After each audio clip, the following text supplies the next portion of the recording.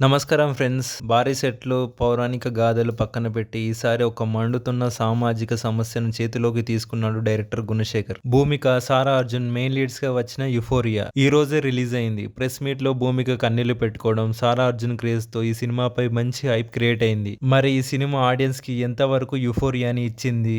Gunasekhar success అయ్యారా?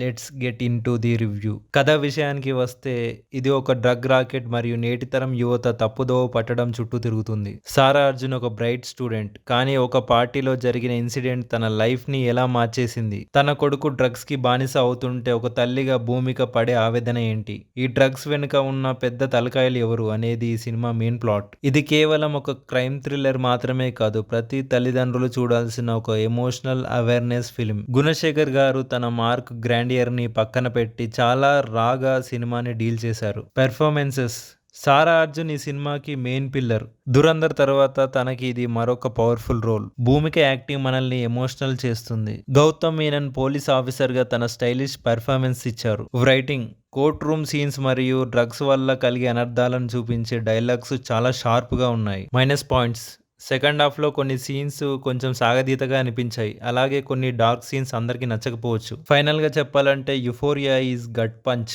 ఇది ఒక గట్టి మెసేజ్ ఉన్న సినిమా. నేటి సమాజంలో డ్రగ్స్ వల్ల ఫ్యామిలీస్ ఎలా డిస్టర్బ్ అవుతున్నాయో గుణశేఖర్ గారు రియలిస్టిక్ గా చూపించారు. టీనేజ్ పిల్లలున్న పేరెంట్స్ డెఫినెట్ గా చూడాల్సిన సినిమా ఇది. శాకుంతలం ఫ్లాప్ తర్వాత గుణశేఖర్ గారికి ఇది ఒక డీసెంట్ కంబ్యాక్ అని చెప్పొచ్చు. సో అది ఫ్రెండ్స్ ఈరోజు రివ్యూ.